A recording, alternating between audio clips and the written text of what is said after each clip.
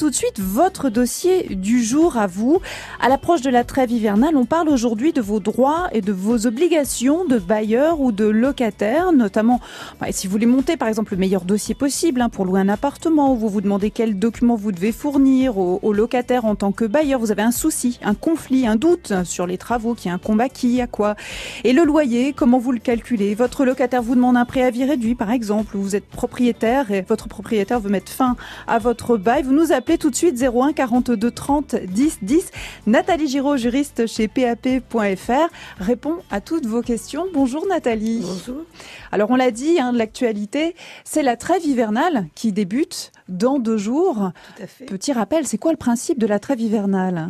Il y a un anniversaire, ça fait 60 ans à peu près que ça existait, fondé par l'abbé Pierre. Et en fait, ça permet de protéger les personnes qui sont en situation d'impayé de loyer d'un jugement d'expulsion. Donc on les protège, on n'a pas le droit d'expulser les personnes du 1er novembre au 31 mars. Donc il y a des procédures en cours pour les aider, des possibilités de relogement, des commissions. Il y a eu la commission d'Allo pour le droit au logement. Et on comprend que effectivement l'hiver n'est pas la meilleure période pour être expulsé sans solution de relogement.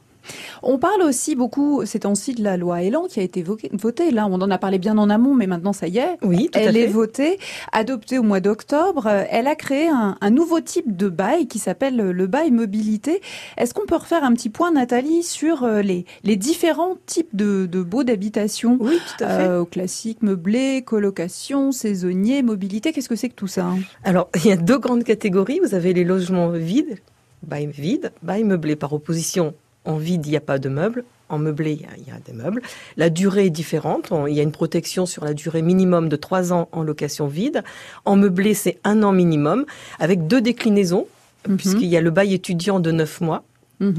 Et prochainement, donc le bail mobilité qui s'adresse à des personnes qui sont en mobilité professionnelle, qui ont des courtes missions, qui ne trouvaient pas le bail adapté. Le propriétaire n'avait pas le bail à lui proposer de courte durée. Il sera de 1 à 10 mois, sans dépôt de garantie, mais avec une protection. On offre la garantie Visale au propriétaire, et c'est une garantie. La garantie Visale, c'est une assurance impayé loyer, mais publique et gratuite. Donc il y a une garantie au niveau des remboursements, des impayés de loyer.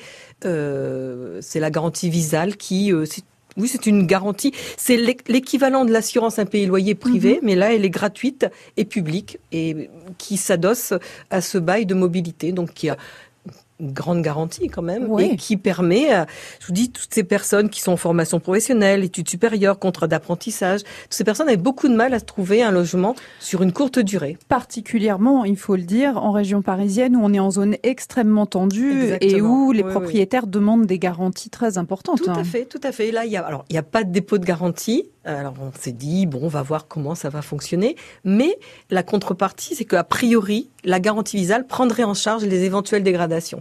Donc on est encore dans cette attente, mais a priori ça devrait quand même être un bail tout à fait satisfaisant et correspond des 2 côtés. Des 2 côtés. Pour les 2 parties, sans léser personne. Après, le temps nous dira si c'était un bon contrat, mais je pense que oui. Alors la colocation, parce que vous m'avez parlé de colocation, il n'existe pas un bail spécifique de colocation, mais on inscrit les 2 personnes sur le bail, vide ou meublé, et on sait qu'il y a 2 personnes avec des obligations réciproques, des clauses de solidarité et avec des obligations réciproques, évidemment.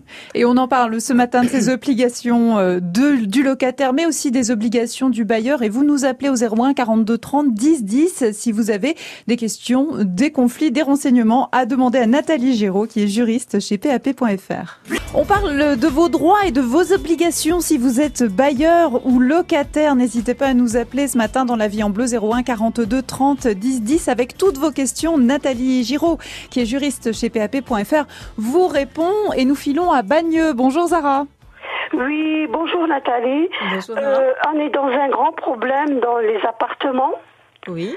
À La Réunion, qu'on a vu 2 fois, ils ont dit qu'on change les fenêtres. Sur le papier qu'ils nous ont envoyé, ils ont dit on change les fenêtres.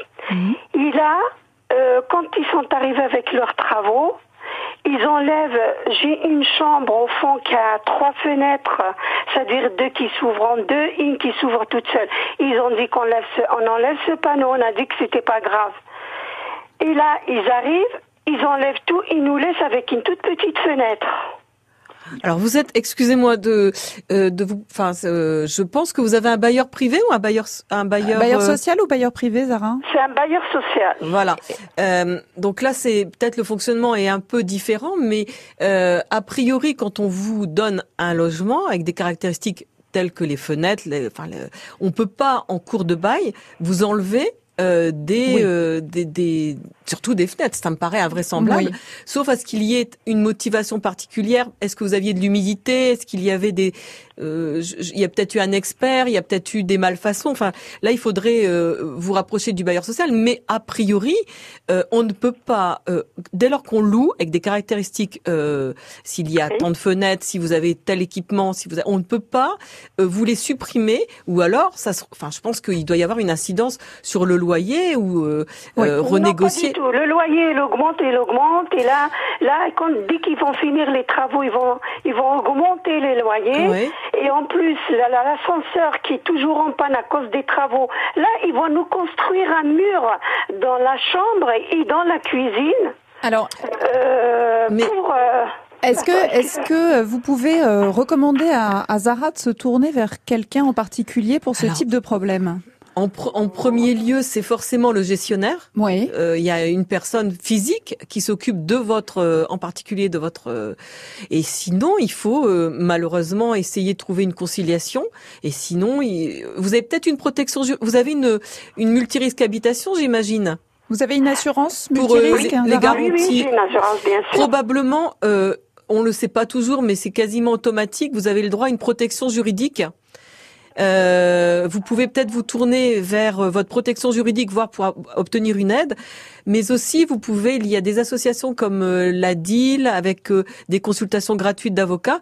Et si vous en avez la possibilité, peut-être prendre un avocat ou un juriste pour vous faire aider, pour avoir un premier courrier. Parce que parfois, les courriers, le premier courrier déclencheur peut permettre une étude du dossier. Autre question, Zara, vous êtes la seule dans ce cas-là dans le bâtiment ou vous êtes plusieurs? On est tous. Il y avait une colonne des F4. Oui. Ils vont faire tout ça à tout le monde. D'accord. Et alors, on a fait une pétition, on l'a signée. Oui. Et là, ils sont en train de nous menacer. Ils sont rentrés. Si j'ai une dame qui parlait pas du tout français, elle avait peur. Ils lui ont dit qu'il y a que vous qui a dit non. Ils ont rentré. C'est un monsieur aussi africain au rez-de-chaussée, c'est la même chose. Et là, je vois chez des Tunisiens, ils sont en train de changer aussi.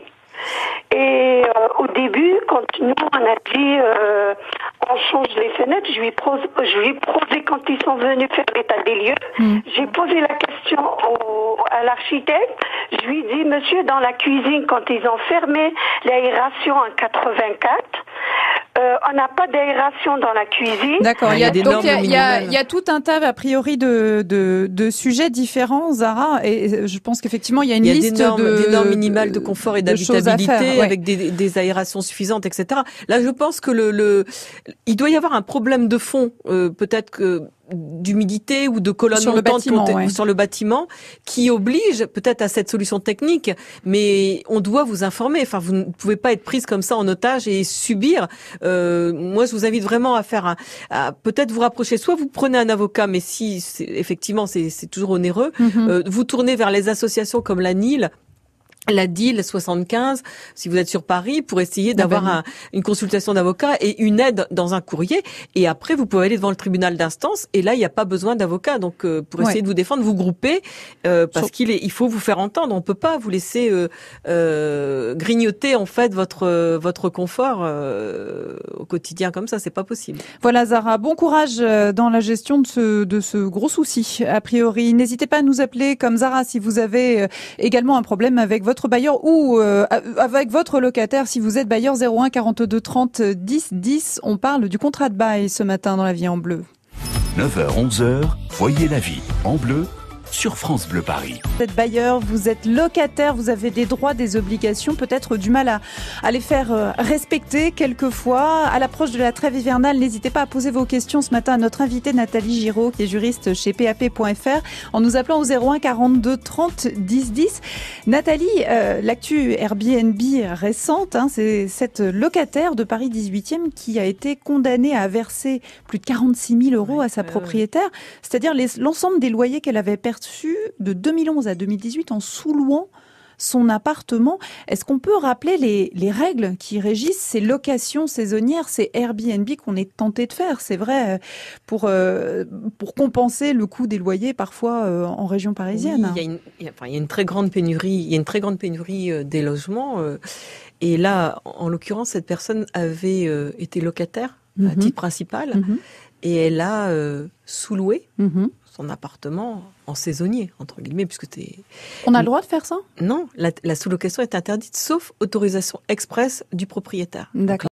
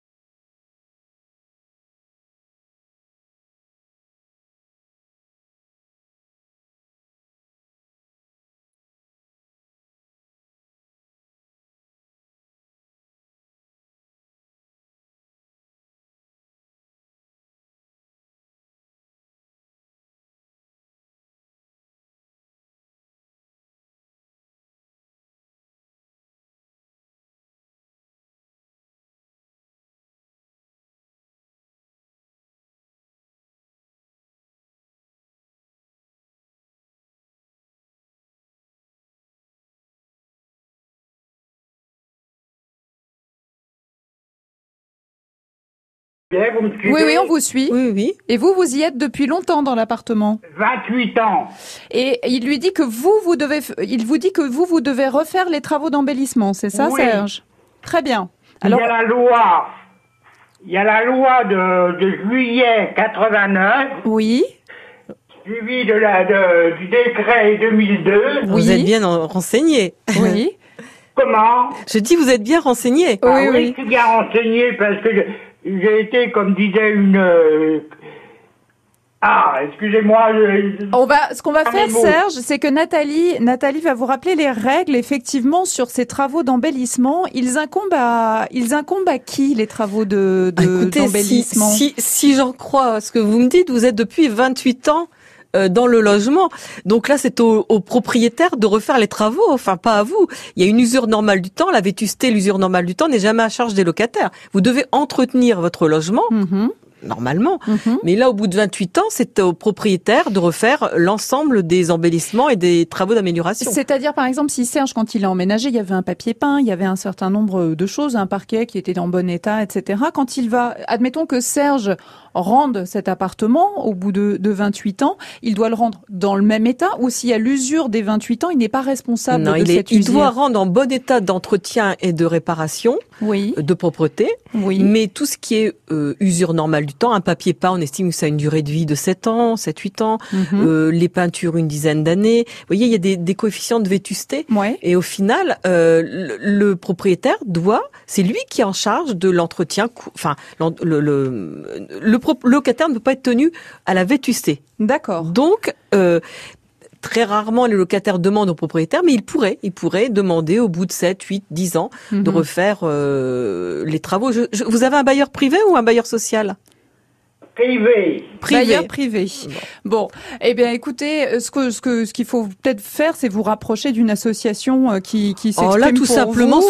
s'opposer. Enfin, il a reçu une mise en demeure, donc ça, c'est que ça commence à être un petit peu sérieux entre eux. En retour, vous écrivez par recommandé, vous demandez à ce que la loi justement dont vous citiez en référence soit appliquée, et qu'ils prennent en charge les travaux d'embellissement. Voilà, Serge, merci beaucoup. Et d'entretien. Merci beaucoup de votre coup de fil.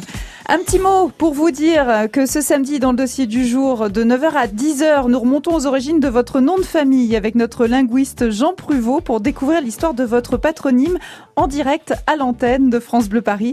Vous pouvez vous inscrire dès maintenant au 01 42 30 10 10. Voyez la vie en bleu sur France Bleu Paris. France Bleu.